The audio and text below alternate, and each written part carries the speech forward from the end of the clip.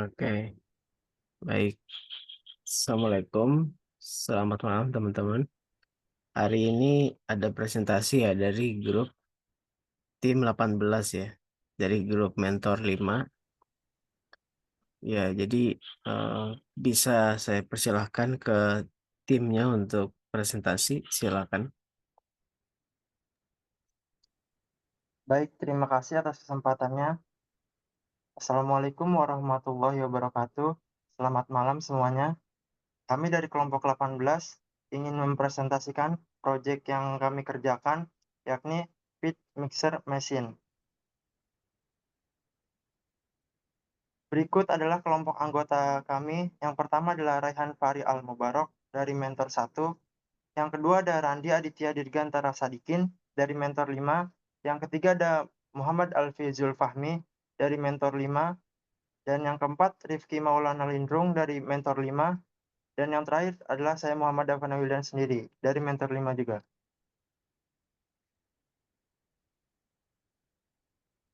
Di sini adalah topik pembahasan yang akan kita bahas, yang mana yang pertama yakni latar belakangnya dan diikuti desain dan materialnya. Lalu ada juga cara kerja Fit Mixer Machine. Yang keempat yakni spesifikasi dan biayanya. Dan yang terakhir adalah kesimpulannya. Dan beberapa ada analisis di tengah-tengah spesifikasi dan kesimpulan. Kita masuk ke latar belakang Fit Mixer Machine.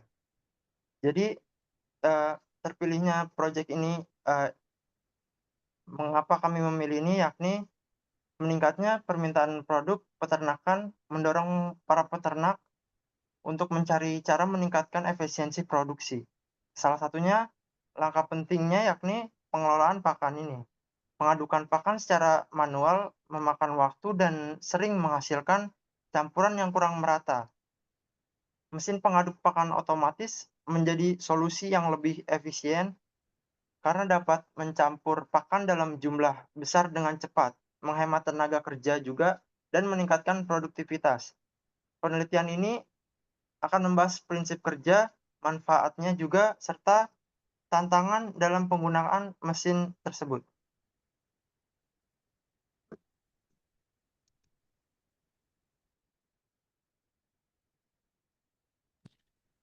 Baik, di sini saya akan menjelaskan keunggulan mesin feed mixer ini. Keunggulan yang pertama yaitu kemampuan mengaduk multi bahan yang kompleks. Kemampuan mengaduk multi bahan yang kompleks. Mesin feed mixer ini dirancang untuk melakukan pencampuran homogen berbagai bahan pakan dengan tingkat kompleksitas yang tinggi, mulai dari partikel halus hingga cairan yang sulit dicapai dengan metode manual atau cara manual. Untuk keunggulan yang kedua yaitu keamanan pangan. Yaitu desain tertutup pada mesin ini merupakan langkah yang sangat penting dalam menjaga keamanan pangan dengan meminimalkan risiko kontaminasi. Kita juga dapat memastikan bahan pakan yang dihasilkan aman untuk dikonsumsi oleh hewan ternak. Kemudian keunggulan yang ketiga, yaitu meningkatkan produktivitas. Efisiensi produksi peternakan dapat ditingkatkan secara signifikan dikarenakan proses pencampuran bahan pakan cepat dan konsisten, sehingga hewan ternak bisa mendapatkan nutrisi yang seimbang dengan lebih cepat. Kemudian keunggulan yang keempat yaitu daya tahan yang tinggi. Mesin feed mixer ini dibuat dengan bahan yang memiliki material yang kuat dan bisa bertahan dalam penggunaan intensif secara berkelanjutan. Kemudian kelemahan feed mixer ini. Yang pertama yaitu perlunya perawatan yang rutin. Mesin ini perlu perawatan yang rutin dikarenakan untuk menjaga kinerja optimal seperti pembersihan, pengecekan komponen, dan penggantian suku cadang tertentu yang bisa menambah biaya operasional lebih. Kemudian kelemahan yang kedua, yaitu space yang dibutuhkan mesin dengan kapasitas produksi tinggi. Membutuhkan ruang instalasi yang cukup memakan ruang, sehingga akan kurang sesuai jika peternakannya memiliki lahan yang terbatas. Kemudian kelemahan yang terakhir, yaitu energi yang dibutuhkan besar. Mesin ini membutuhkan sumber listrik yang stabil. Jika daerah dengan pasokan listrik yang kurang baik, penggunaannya menjadi tantangan untuk mesin tersebut. Baik, untuk slide selanjutnya desain akan dijelaskan oleh teman saya, Randy. Baik, saya akan menjelaskan untuk bagian desain dari Fit Mixer mesin ini sendiri, yang dimana di sini untuk mesinnya itu digerakkan oleh motor yang berwarna kuning ini. Kemudian nanti akan tersambung dengan puli. Puli ini ada dengan V-belt juga, kita memakai V-belt, dan untuk rasio pulinya di sini kita memakai 1:3 rasio. Dan ini nanti putarannya itu akan digunakan untuk memutar mixer. Nah, untuk cara kerjanya sendiri ini kita bisa langsung.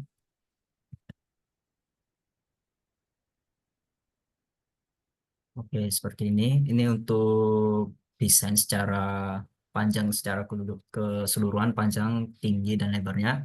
Yang dimana panjangnya itu sekiranya 3081 milimeter atau 3 meter lebih. Untuk lebarnya itu 1,3 meter, dan untuk tingginya sendiri itu hampir 3 meter. Itu tergantung kebantu sama funnelnya itu ya. Oke, seperti ini. Ini untuk desain secara keseluruhannya dalam bentuk drawing. Nah, untuk cara kerjanya sendiri ini cukup simpel, yang dimana kita mula-mula itu mengukur dulu banyak bahan-bahan yang dibutuhkan untuk membuat pakannya itu. Bahannya itu ada banyak, contohnya seperti biji-bijian, serbuk, atau cairan-cairan itu seperti air dan lain-lain. Bisa juga untuk mendapatkan seperti bubuk-bubuk protein untuk eh, menambah kelangsungan gizi bagi hewan yang ingin diberikan. Setelah itu durasi untuk durasi pencampurannya itu disesuaikan sama kebutuhan ya. Kebutuhan untuk mulai dari pakannya itu untuk kalis, atau kebutuhan pakannya itu butuh yang berair atau tidak. Nah, itu biasanya ada hitungan menitnya. Lalu setelah prosesnya pencampuran ini selesai, pakannya itu dikeluarin lagi dari bukaan yang ada di sebelah paling belakang sendiri. Itu ada penutupnya, itu keluar lewat situ, lalu pakannya akan dipindahkan ke kontainer atau baskom. Lalu untuk membersihkan ini cukup dibersihkan bagian dalamnya itu lumayan cukup repot. Tapi di sini bagian atasnya itu bisa dibuka. Tapi pembukaannya cukup lumayan memakan banyak waktu karena bautnya juga lumayan banyak. Oleh karena itu, di situ ada lubang lagi yang hanya ditutup dengan plat biasa, jadi bisa dimudahkan untuk membersihkannya menggunakan air. Ini spesifikasi motor yang kami gunakan untuk memutar mesin ini ya, yang dimana beratnya ini cukup lumayan ringan, 10 kilo, dan shaftnya ini 24, dan frame-frame materialnya itu dari aluminium. Untuk powernya itu kita gunakan 1,5 kilo, dan RPM-nya itu ada di sekitar 2840 dan lain-lain. Untuk analisa akan dilanjutkan oleh teman saya.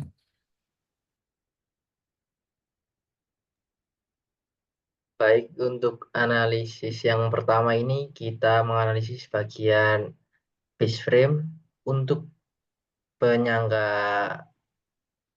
bantalan pada bracket. Di sini kita mendapatkan analisa sebesar pemindahan sebesar 0,02 mm pada tempat bantalan bracket ini. Selanjutnya,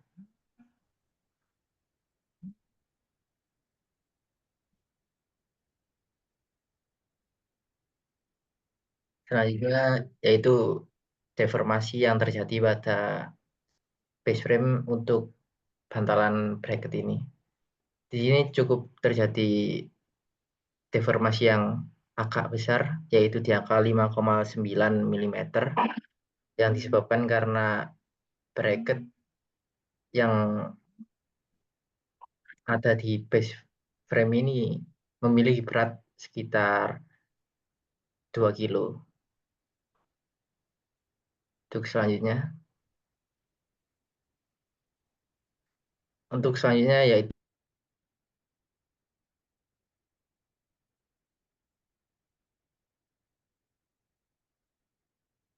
inner U di dalamnya. Inner U di dalam base frame ini mampu menampung sebesar 15 kg, dan setelah kita analisis hanya terjadi sedikit stres pada bagian tengah frame-nya ini, yaitu sebesar 0,25 mm. Untuk deformasi sendiri juga terjadi sedikit perpindahan, yaitu sebesar 0,02 mm. Sorry untuk yang tadi megapascal. Nah, selanjutnya kita menganalisis bracket untuk penyangga poros. Di sini bracket yang menyangga poros terjadi deformasi pada tengahnya ini sebesar 3,6 Newton meter. Cukup besar tapi masih bisa menahan. Dan stres yang terjadi sebesar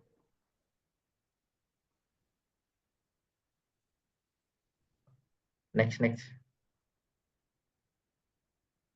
Oh, untuk strain yang terjadi di sini yaitu masih terbilang cukup kecil, yaitu sebesar 1,6 mm.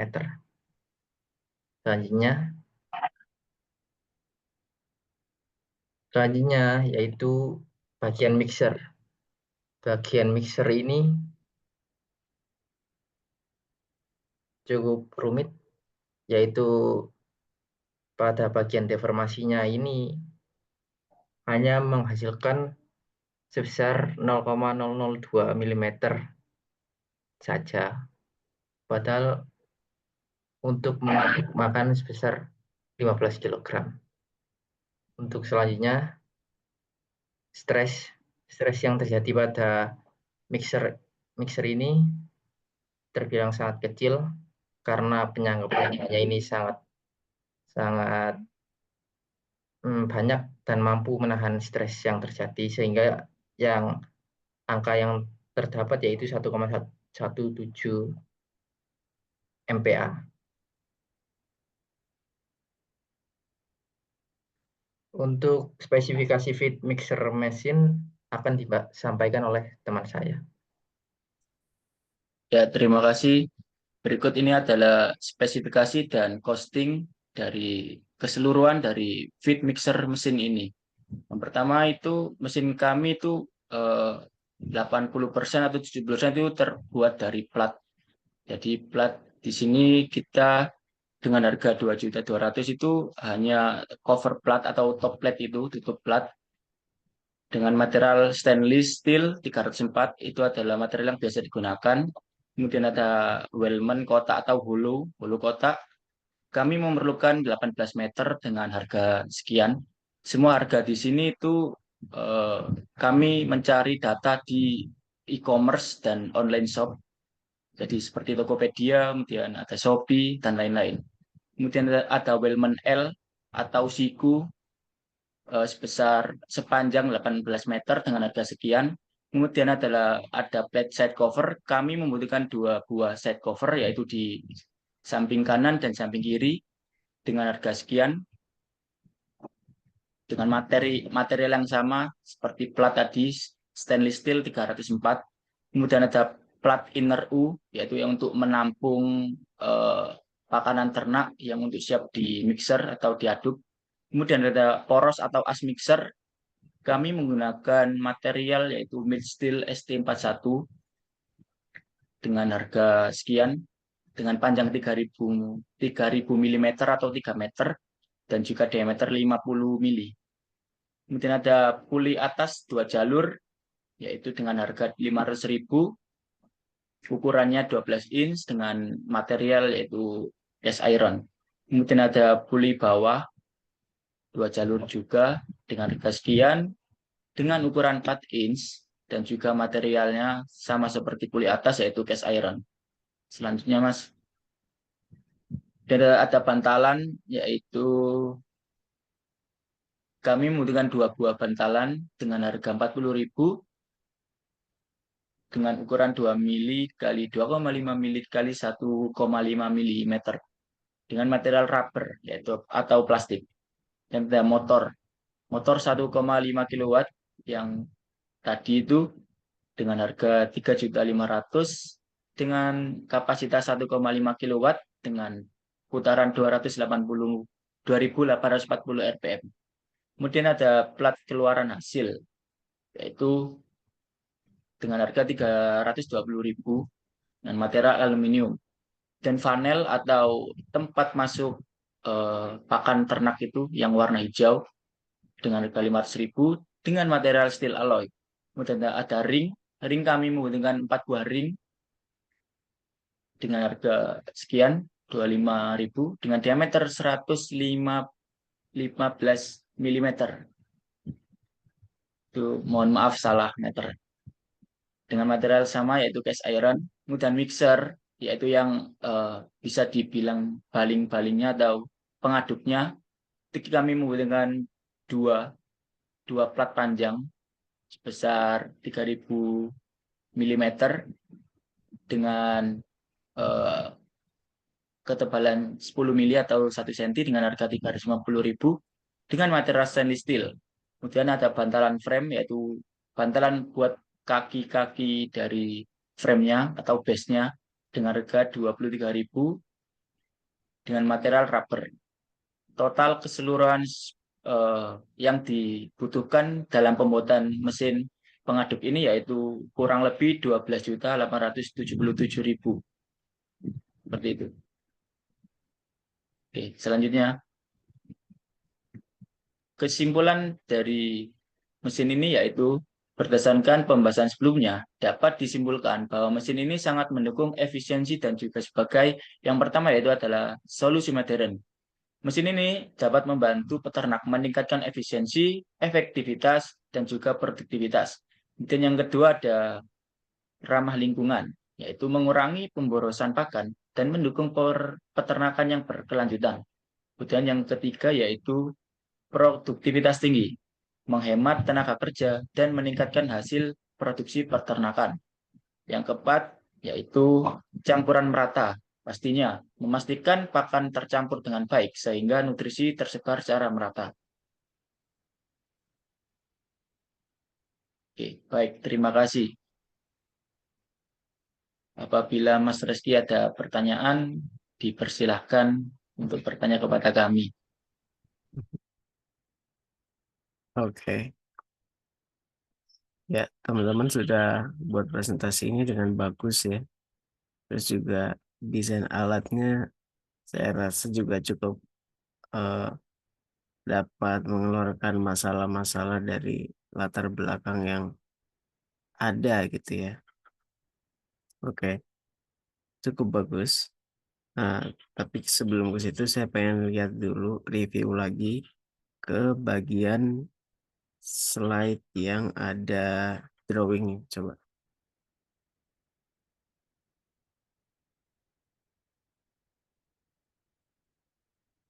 Oke.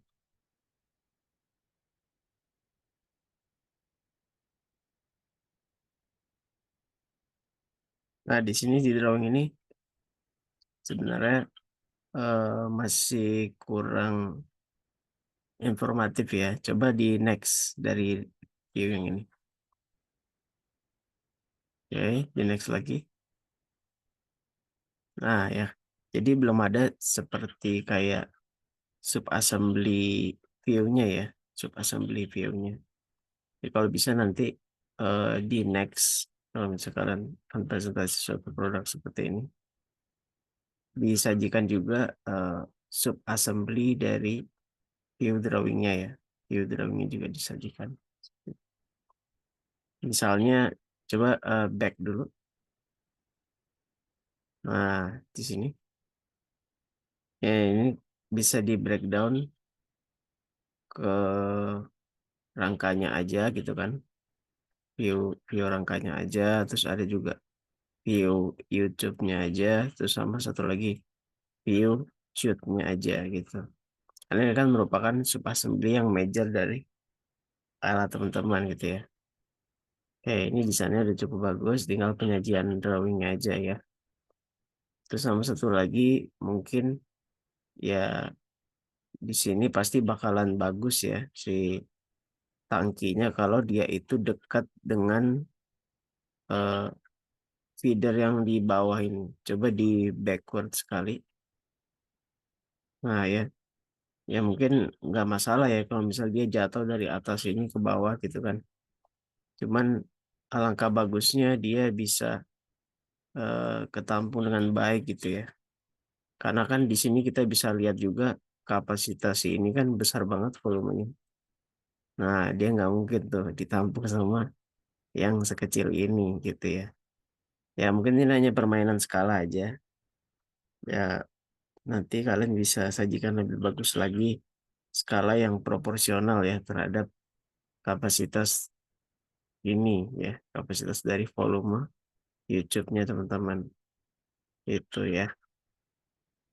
Terus ini cara ngontrol motornya gimana? Ini kan motor listrik ya.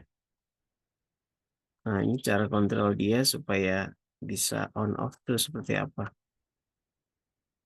Nah, di sini saya nggak ngelihat switch atau apanya gitu ya. Coba mungkin bisa dijawab teman-teman.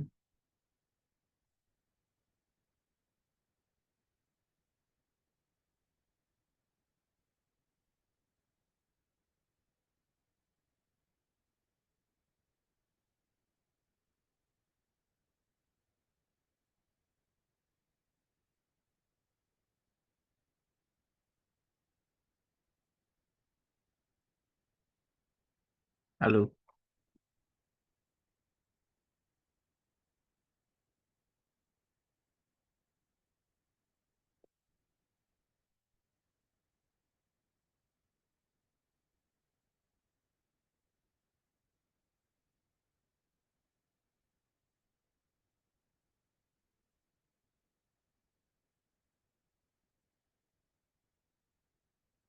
ini nggak ada yang jawab bagaimana?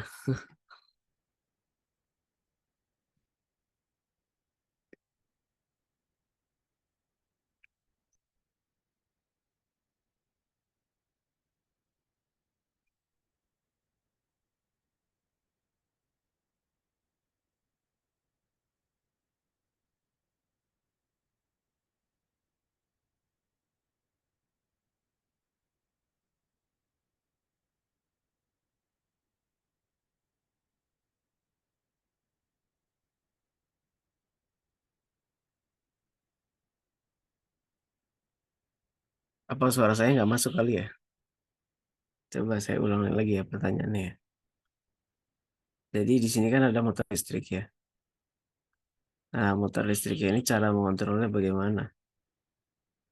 Apakah ada switchnya, gitu kan? Nah, kalau ada switchnya itu ada di mana? Udah gitu aja ya, Mas. Pas tahu aja ada di mana gitu. Switchnya itu di mana? Jangan sampai Ya itu kita Mas, udah, ya, ya, silakan. izin menjawab Mas, karena Nah, tim kami tadi sedang berembuk untuk menjawab. Untuk nah, switch-nya kami memang apa ya, untuk drawing apa, untuk desainnya kita memang harusnya ada switch tapi tadi atau kemarin itu lupa membuat switch Mas. Jadi kita tetap kontrol manual untuk motornya ini. Mungkin jarak 10 menit sampai 15 menit itu proses pengadukan dengan kekuatan 2800 RPM tadi itu sudah bisa mencampur dengan merata, itu Mas. oh, oke, oke. Ya, ya, lain kali jangan lupa ya. Jadi, kalau alat Iya, kayak gini Mas. tuh sampai udah bagus-bagus nggak ada switchnya kita bingung juga makanya gimana gitu ya.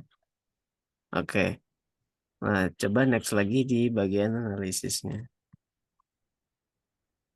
Ini menarik sekali. Nah, di sini di bagian analisis ini ya pertanyaan pertama itu penyajiannya dulu ya. Kalau di sini sih saya nggak ngelihat kalau ada perbedaan warna ya dari penyajian yang ada di sini ya. Kelihatannya ini tuh cuman warna hitam doang ya. Iya, Mas. Kalau saya yang lihat sebagai audiens, mungkin teman-teman yang lain bisa kasih tahu juga nih warna apa nih, hitam doang atau ada warna-warninya gitu ya. Itu sebenarnya ada warnanya, Mas. Tapi waktu di screenshot terus di crop, warnanya jadi hilang. Oh Sebenarnya ada iya, warnanya biru itu. iya pasti di sini akan kebanyakan warna biru ya, karena Ya, juga kalau kita lihat dari hasil analisis teman-teman, ini satuannya megapascal ya. Oke. Dan ini nilainya cuma 0,0259 ya. Nah, berarti kalau kita lihat kurva, nah, aduh, mouse-nya mentok. Nah, gini. Nah, kurva ini misalnya UTS-nya di sini, terus yield-nya kurang lebih di sini. Nah, berarti dia tuh adanya di bawah sini nih ya. Nah, ini alatnya aman banget. Sebenarnya nggak ada masalah dengan itu ya, dengan alat yang sangat aman ini. Cuman saya pertanyaannya adalah, eh, di sini boundary condition analisisnya apa ya? Bebannya taruh di mana dan juga nilainya berapa? Coba mungkin di antara teman-teman bisa coret-coret aja sekalian di sini. Letak beban dan nilai bebannya itu berapa?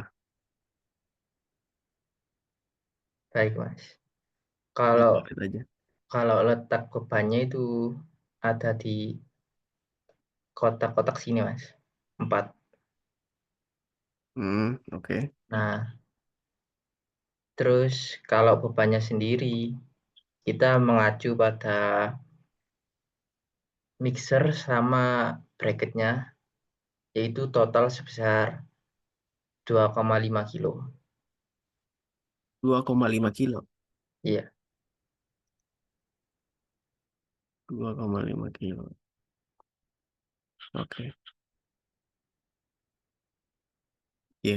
Kalau cuma 2,5 kilo sih saya masih percaya ya kalau nilai yieldnya itu cuma segitu. Apalagi ini tadi pakai besi siku berapa? 40 atau 50 tadi? 50, Mas. 50 lagi. Ya kan? Oke. Nah, jadi ini masih sangat kecil sekali. Ya sebenarnya kalau ditinjau dari nilai ekonomi sih, ini boros banget ya. Cuman ya nggak masalah juga mungkin untuk dipakai lifespan-nya itu 100 tahun lebih mungkin iya. Nah, coba next dulu. Nah, di sini ada deformasi juga. Nah, kalau di sini masih ada nih kelihatan warnanya sedikit ya. Tapi ini nilainya juga kecil banget ya. Ini kan artinya itu deformasinya ya maksimum 5,9 ya. 5,9 ini kali 10 pangkat min 5 gitu ya. Ini mili lagi. Ini mikron mungkin ya. Udah kecil banget gitu ya.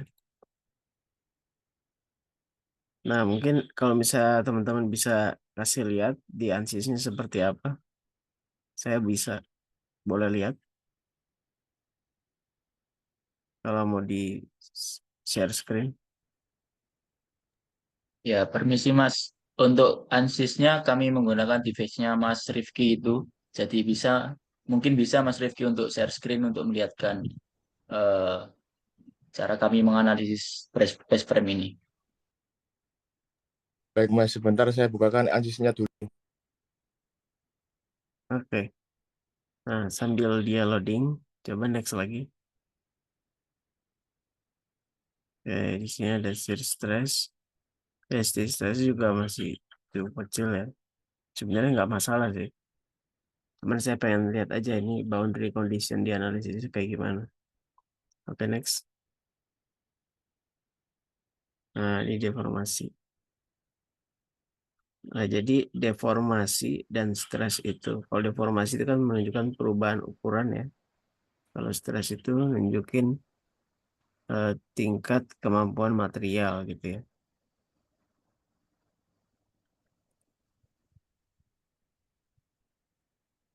Oke, di next lagi. Nah, ini unik ya. Ini kalau saya lihat ya dari bentuknya, ini pasti dari SolidWorks nih. Nah, mungkin nanti nextnya bisa dikasih lihat juga view yang lebih enak untuk disajikan ya. Misalnya ini tuh dari part yang mana gitu kan. Ini dari part yang mana, mungkin bisa dikasih satu lagi di sini view screenshot teman-teman gitu ya. Misalnya ini eh, YouTube-nya gitu kan. Gitu. Nah, nanti di sini kasih aja tanda panah. Ini partnya yang ini gitu ya.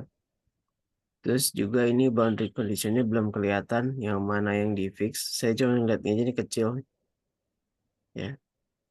Nah, terus kemudian juga arah gayanya ya.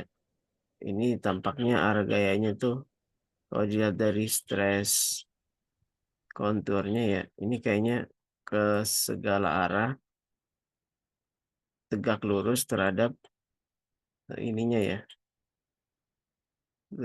Terhadap sumbunya gitu ya. Seharusnya kalau poros itu begini aja Mas. Nah, ini luxnya ya.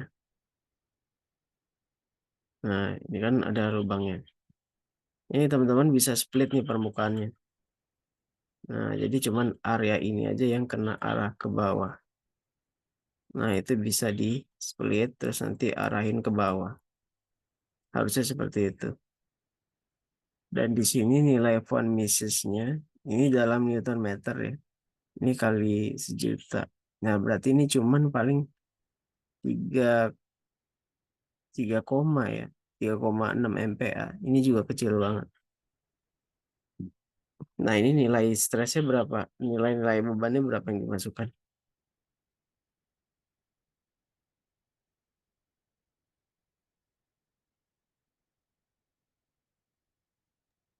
Untuk poros yang dimasukkan ke situ bebannya sekitar 2 kilo sekian, Mas. 2 kilo sekian. Oke. Nah, sebenarnya saya penasaran dengan nilai bebannya ini ya. Nah, karena kalau saya lihat volume tabung YouTube-nya teman-teman itu cukup gede ya. Nah, saya nggak tahu ini proses pemasukannya ini volumenya berapa sekali masukin gitu ya. Supaya dapat angka nilai 2,5 sekian itu. Mungkin bisa dikasih tahu backgroundnya kenapa harus dikasih nilai seperti itu gitu.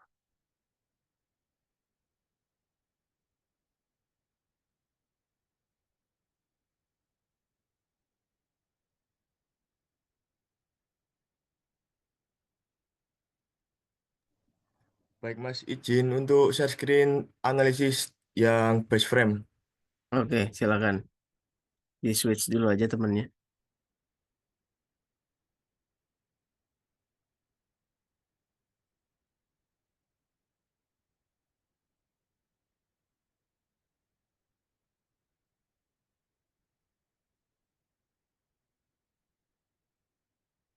Oke, sip. Nah, sekarang saya pengen lihat dulu fix spotnya ini ada di mana.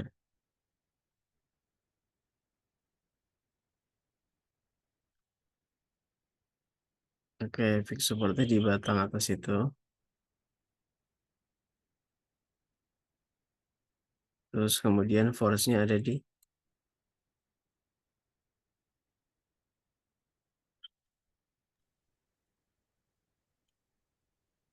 force-nya dari situ ya.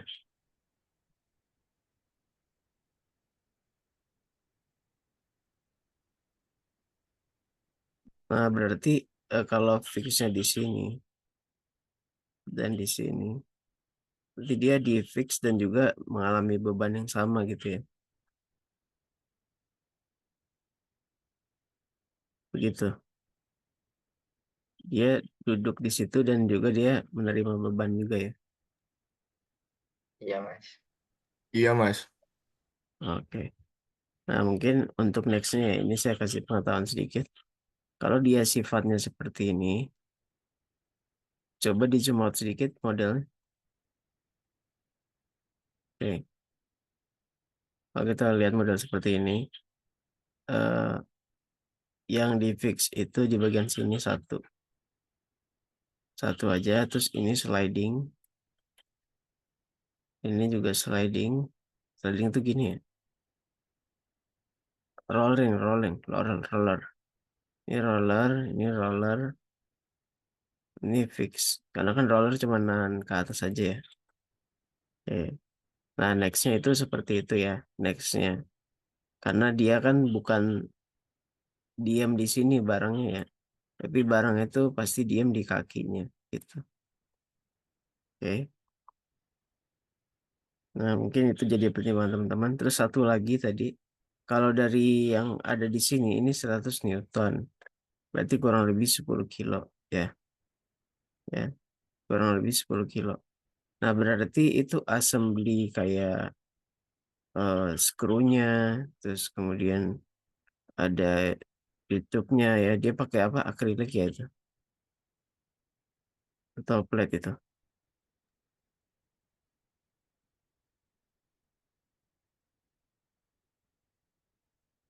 Halo.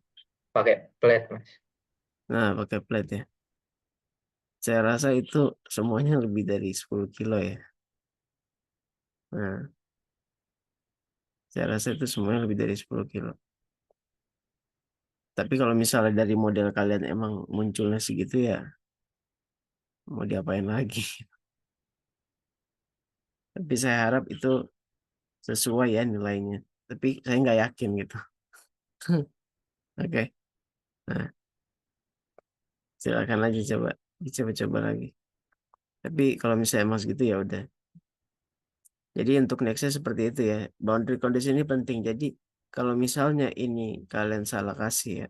Salah kasih ini ataupun ini aja. Ya ini sama aja nggak kepake gitu ya. Seperti itu. Ya kan, next time-nya diperbaiki aja kalau ketemu kasus yang sama seperti ini. Oke, mungkin dari analisisnya itu aja ya yang saya komentarin.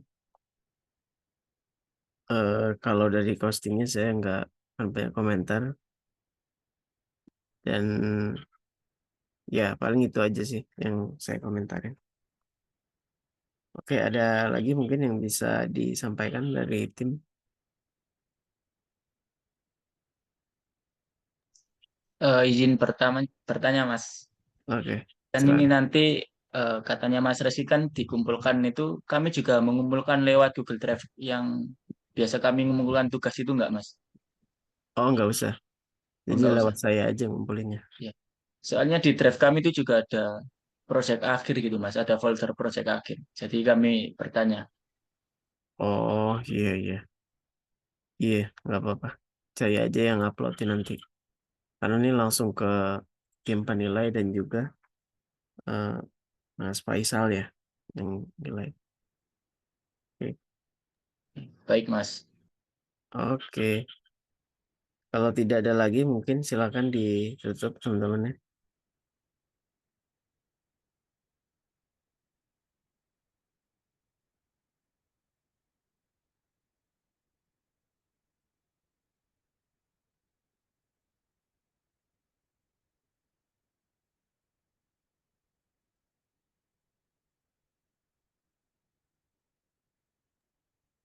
Baik, terima kasih atas waktu dan kesempatannya Mas Reski untuk menghadiri presentasi proyek akhir kami. Eh, Kurang lebihnya dari kami tim 18 meminta maaf yang sebesar-besarnya apabila proyek kami ada kurangnya.